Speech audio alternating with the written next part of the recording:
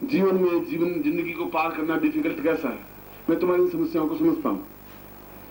इसलिए मैं तुम्हें ये नहीं कहूंगा कि चल बेटा तुम ले ले चल मेरे साथ, ऐसा मैं तुम्हें नहीं कहूंगा। मैं तुम्हें कहूंगा तुम जाओ वहां, मैं खुद आऊंगा जहां तुम बैठे हो, मैं तुम्हें साथ ना करवाऊंगा।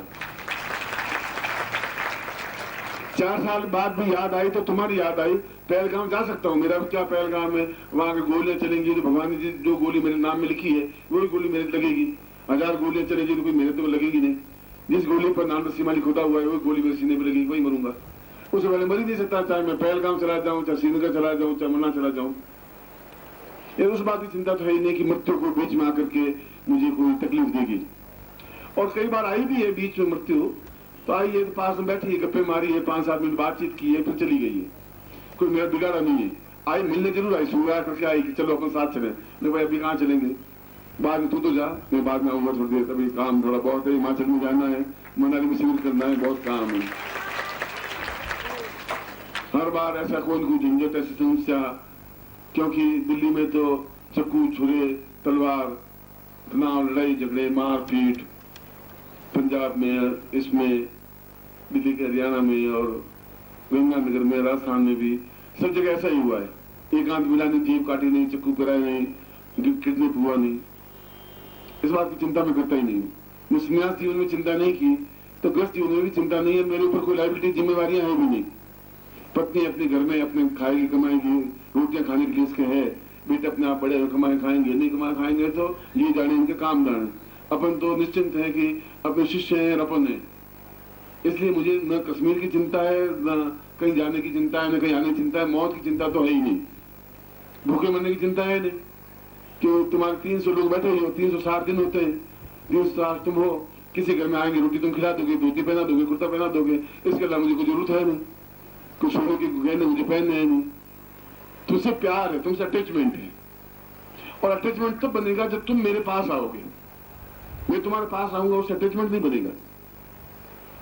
तुम जब स्वयं हरिद्वार जाओगे, गोमुख जाओगे, तो उसमें स्नान करके आनंद ले पाओगे। तुमको हम तो नहीं जा सकते, गंगा जी खुद मेरे पास आ जाए। अब गंगा जी तुम्हारे पास आ रहे, तुम स्नान भी नहीं कर सको तो उसका तो कोई दोष नहीं। गुरु जी खुद तुम्हारे पास आ भी गए, अब तुम्हारा कुछ मुझसे नाता जुड़ा ही नहीं। तुम गुरुदेव की जय, गुरुदेव की जय 3 बार बोल गए, मैं कहता हूँ अच्छा तुम बहुत अच्छे हो भैया, तुम बहुत बड़े आदमी हो, तुम अपने घर, 3 दिन बाद मैं अपने घर, बस खत्म। इससे काम तुम्हारा मेरा नहीं चलेगा, इसलिए मैं नहीं आया हूं। मैं आया हूं कि तुम्हारी समस्याएं इस मिटे साधनों के माध्यम से, दीक्षाओं के माध्यम से। 2 तरीके से समस्याएं मिटाने के लिए श्लोक जो बोला है, उस श्लोक के 2 अर्थ हैं। उस श्लोक में एक तो अर्थ यह है कि व्यक्ति स्वयं साधना करे, मंत्र जाप करे। कोई मंत्र जाप 5,000 है, कोई 1.25 लाख है, कोई 5 लाख है। और मैं तुम्हें कहूंगी बेटा ये 5 लाख मंत्र जाप कर, और तुम 5 लाख मंत्र जाप 1 साल में पूरा नहीं कर सकते। नौकरी करोगे, रात को थक जाओगे, सोओगे, सोए उठोगे, झंझटबाजी, फिर पत्नी थोड़ी झंझटबाजी करेगी, तुम आज कुछ काम किया नहीं, तुम कैसा है, बेकार आदमी है, तुम थोड़ी उनकी सुनोगे, तुम थोड़ा बोलोगे, फिर अपने ऑफिस चले जाओगे, बस हो गया। ये आधा घंटा तुम्हें मिलेगा, 5 लाख मंत्र जाप तुम कर नहीं सकते। इसलिए अब मेरा ये शास्त्र में जो कहना है, अब आज के गृहस्थों के ऊपर लागू नहीं होता, क्योंकि इतना समय नहीं है। और समय है तो दूसरी झंझट बहुत है, बहुत तनाव बहुत है, पड़ोसियों की लड़ाई झगड़े, रोटी कमाने की चिंता है, आसपास की चिंता है, और समस्याएं हैं। इसलिए सीधा साधा ये रास्ता है कि यदि आप खुद रोटी नहीं बना सके तो बना बनाया खाना तुम्हारे सामने परोस दें कि ले भाई तुम खा, मुंह में डाल दे तुम्हारे। अब तो चबा के मुंह में तो तुम्हें उतारना पड़ेगा कि गुरु जी आप मुंह में खा के चबा लीजिए, पेट में उतार दीजिए, बस हमारा पेट भर जाए, वो नहीं हो पाएगा। मैं रोटी बना दूंगा, पकवान बना दूंगा, खाना बना दूंगा, थाली में परोस दूंगा, कौर तोड़ करके तुम्हारे मुंह में डाल दूंगा, और तुम्हें कहूंगा भाई आप तुम चबा के मुंह में उतार। इतना काम थोड़ा सा करना पड़ेगा। इतना थोड़े से काम करने को दीक्षा कहते हैं। अब दीक्षा इतने तो करना ही पड़ेगा, बाकी सारी तुम्हारी तपस्या है, 1.25 लाख या 5 लाख, वो मंत्र जाप मैं कर लूंगा तुम्हारी, और अपनी साधना के जो अंश है वो तुम्हें प्रदान कर दूंगा। जिससे तुम्हारे जीवन में जो तनाव है, तकलीफ है, समस्याएं हैं, और तुम्हारे जीवन की यहाँ पर 3-4 समस्याएं हैं, ये मुझे मालूम है। एक धन की समस्या है तुम्हारी मेन, दूसरी बीमारी की समस्या है। यहाँ पर 100 में से 99% बीमार आदमी है। किसी को पेट की बीमारी, किसी को सीने की बीमारी है, कोई न कोई बीमारी जरूर है। ऐसा कोई व्यक्ति मिला नहीं गुरुजी मुझे बीमार है, पेट की बीमारी तो है ही। और तीसरी तुम्हारे तांत्रिक प्रयोग की बीमारी है, यहाँ तंत्र बहुत है, किसी को टोना टोटका कर देना, ऐसा कर देना। ये 3 तरह की समस्या यहाँ पर ज्यादा है। और इन सारी समस्याओं से छुटकारा पाएंगे तब जीवन में उन्नति कर पाएंगे। तो बीमार हो तब भी सफलता नहीं मिल सकती, तुम गरीब हो तभी सफलता नहीं मिल सकती, तुम्हारे ऊपर टोना टोटका किया हुआ है तभी तुम्हें सफलता नहीं मिल सकती। तो तुम्हारे ऊपर अगर किसी ने किया है, किसी दुष्ट आदमी ने, किसी दुष्ट तांत्रिक ने, क्योंकि चक्कू मारने के लिए कोई बहुत बड़ी विद्या सीखने की जरूरत नहीं। चक्कू तो अनाड़ी आदमी चक्कू मार देगा। उस चक्कू मारने के बाद में उसको हिलप करना, उसको ठीक करना, टांके लगाना, वो अच्छे डॉक्टर की जरूरत है। तो तांत्रिक प्रयोग तो कोई टुच्चा भी, एक घटिया आदमी भी कर देगा थोड़ा बहुत सीख करके। मगर उस तांत्रिक प्रयोग को दूर करना बहुत अच्छे गुरु की जरूरत है। वो तांत्रिक प्रयोग दूर कर सकता है। और दूर करे और वापस नहीं हो, करे वापस वैसे वैसे हो जाए, उससे भी कोई फायदा नहीं। और तुम जो भी नौकरी कर रहे हो, व्यापार कर रहे हो, उसमें तुम्हारी अनुकूलता हो, सफलता मिले और निरंतर उन्नति हो।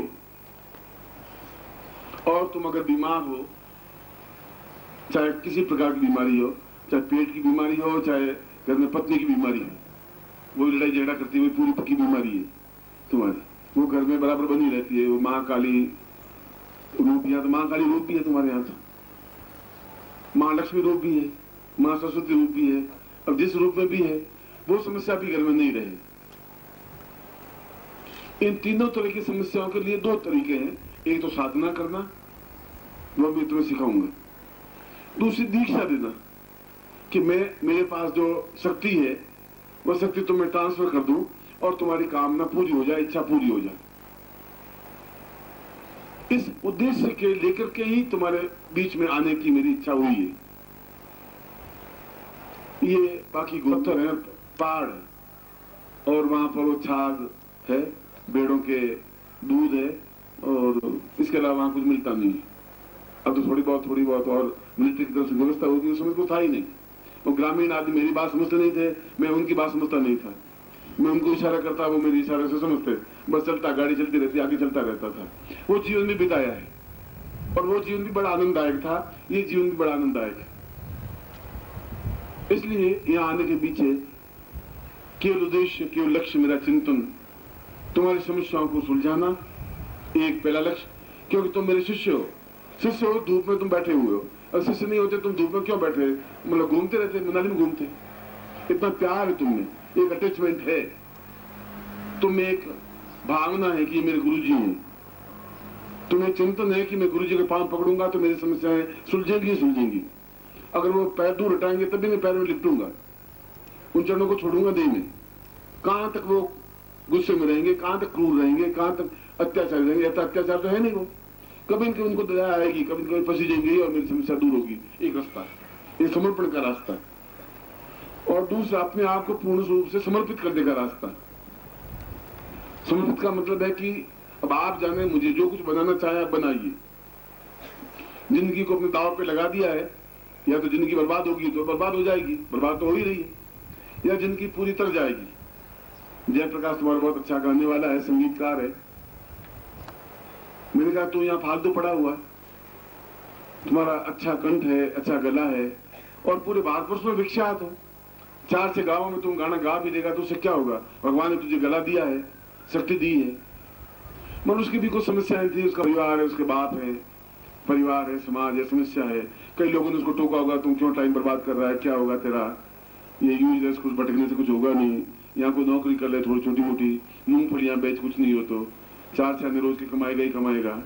मैंने कहा मूंगफलियां बेचेगा तो जिंदगी भर मूंगफलियां बेचता रहेगा भैया, कुछ होगा नहीं। तो दुनिया में पूरे भारतवर्ष में नाम कमाने के लिए कठोर तपस्या की जरूरत है।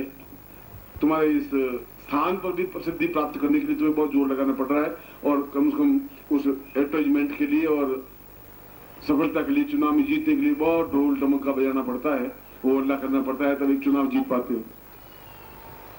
पूरे हिमाचल में अपनी प्रसिद्धि को प्राप्त करना और पूरे भारतवर्ष में प्रसिद्धि को प्राप्त करने के लिए अंगारों पर चलने की जरूरत है, धैर्य की जरूरत है, हिम्मत की जरूरत है, होश की जरूरत है और समर्पण की जरूरत है।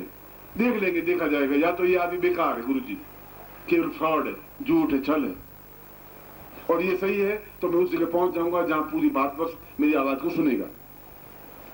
वो एक दिन में नहीं हो सकता, कोई काम एक दिन में संभव नहीं है। मैं रोटी भी खाऊंगा तो 48 घंटे के बाद में खून बनेगा। रोटी खाया ये खून बना, ऐसा नहीं बन सकता। मैंने भी उसको कहा तुम्हारा धैर्य है तो तुम काम कर, तुम सोचो 2 महीने में ठीक हो जाऊंगा, साल में ठीक हो जाऊंगा, नहीं हो सकता। ये मेरी भी बस की बात नहीं है। उसमें न मालूम कौन सा चांस मिल जाए, कब कहाँ चांस मिले, और चांस मिलेगा ही मिलेगा, क्योंकि मुझे मालूम है कि तुम घर बार छोड़ के मेरे भरोसे बैठे हुए हो। तुम लोग मेरे भरोसे बैठे हुए हो, मनाली बैठे हुए हो, कोई मंदौली गए, कोई कुल्लू से आया है, कोई शिमला से आया है।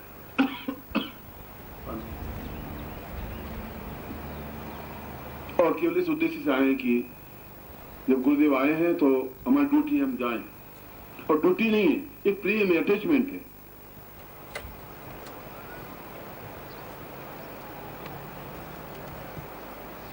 इसलिए आज तो पहला दिन है, पहले दिन का प्रारंभ है। शाम से मैं दोनों टाइम प्रवचन करूंगा, दोनों टाइम आपको बताऊंगा, साधना भी करवाऊंगा और दीक्षा भी दूंगा, दोनों काम करूंगा। आज शाम को भी, कल सुबह भी, कल शाम को भी, परसों सुबह भी, परसों शाम को भी। फिर आप चाहोगे तो 5-7 दिन और रहेंगे, महीने भर रहेंगे, 2 महीना रहेंगे, साल भर रहेंगे, आप कहेंगे लगता रहे जिंदगी भर यही रह लेंगे। इनको रवाना कर देंगे अपने गाड़ी कार में, मैं यहाँ तुम्हारा रह जाऊंगा, मुझे क्या तकलीफ है। आपने तो पूरा इंश्योरेंस किया हुआ है, बस न कोई चिंता है, न कोई फिक्र है, न कोई घर में कोई पूछने वाला है, न कोई गालियां देने वाला है। सीधा साधा रास्ता, जितने दिन आप रखोगे उतने दिन देंगे, मगर जितने दिन तुम्हारे आंख में प्रेम रहेगा उतने दिन रहेंगे। जितने दिन तुम्हारे आंख में प्रेम कमी हुई, मैं उठकर रवाना हो जाऊंगा। बहुत पूरा भारतवर्ष मुझे याद करता है, और भारत में किसी स्थान पर खड़ा हो जाऊंगा तो 100 मालाएं तो मेरे गले में पड़ी जाएंगी, चाहे मैं मद्रास में खड़ा हूंगा, चाहे बेंगलुरु में खड़ा हूंगा, चाहे चीन में खड़ा हूंगा, चाहे जापान में खड़ा हूंगा। इंग्लैंड में भी कम से कम 10,000 लोगों को, 1-2 नहीं, 10,000 गोरे लोगों को, भारतीय नहीं, अंग्रेजों को। अंग्रेज भी ऐसे जो पालती मार के बैठ नहीं सके, वो टांगे खड़ी रहे, क्योंकि भाई पालती मार के बैठे नहीं। Guru ji, it is not possible to me sitting in the earth, मेरे लिए संभव नहीं जमीन पर बैठना। भाई कुर्सी पर बैठ, वहां दीक्षा देंगे, कुर्सी पर बैठे रहे। तो 10,000 कुर्सियां लगाई, कुर्सियों के ऊपर वो टांगे फैला के बैठे रहे। अब बैठे रहे, कुर्सी पर बैठ के दीक्षा दी, क्या करते हैं? अब नीचे घुटने मुड़े ही नहीं, उनकी जिंदगी में नहीं मुड़े, तब कहां से मुड़ेंगे? तो वहां पर भी 10,000 शिष्य हैं, वो भी गोरे, बड़े चालाक, बहुत दूर, बहुत मक्कार, बहुत होशियार। वो भी समझते कि इस आदमी कुछ है, ये फालतू नहीं है। और 5-7 साल से, पहले साल से नहीं, 5 साल पहले गए तब भी उतने डिवोटी थे, और वो तुमसे ज्यादा समर्पित हैं। डिवोटी मीन्स समर्पण करने वाला। या तो किसी पर विश्वास करेंगे नहीं, करेंगे तो कुर्ता बनियान सारा उतार करके रख देंगे, घर पूरा एकदम सामने रख देंगे, ये पूरा घर, ये घर की चाबियां, ये कार, ये मेरा कुर्ता, ये मेरी बनियान। या समर्पित होंगे, पूरे होंगे, या फिर नहीं होंगे। उन लोगों में ये गुण है। हम लोग चलते भी हैं, गुरु जी अच्छे हैं, बुरे हैं, करेंगे नहीं करेंगे, देखा जाएगा, देख लेते हैं, कर ही लेते हैं, मंदिर जा दीक्षा ले लेते हैं, ऐसा नहीं होगा, देखा जाएगा। अब है 200 रुपया खर्चा है, मेरे भैया वशिष्ठ 100 रुपये है, देख ले भैया, चला ले। तुम बड़ा होशियार, उनसे ज्यादा चालाक, क्योंकि तुम अपने मन में गणित करते रहते हो। गणित करने वाला सफलता नहीं प्राप्त कर सकते। या तो समुद्र में कूदेगा बिल्कुल व्यास नदी में, या तो डूब जाएगा तो डूब जाएगा, या फिर व्यास नदी को पार कर लेगा। 2 स्थानों पर एक साथ नहीं चल सकते। असफलता मिलने के पीछे कारण यह है कि हमारी श्रद्धा कमी है। जो उसने कैलाश ने कहा कि जब तक श्रद्धा नहीं होगी, पूर्ण विश्वास नहीं होगा, तब तक सफलता नहीं मिल सकती तुम्हें। 5000 साल तक भी नहीं मिल सकती।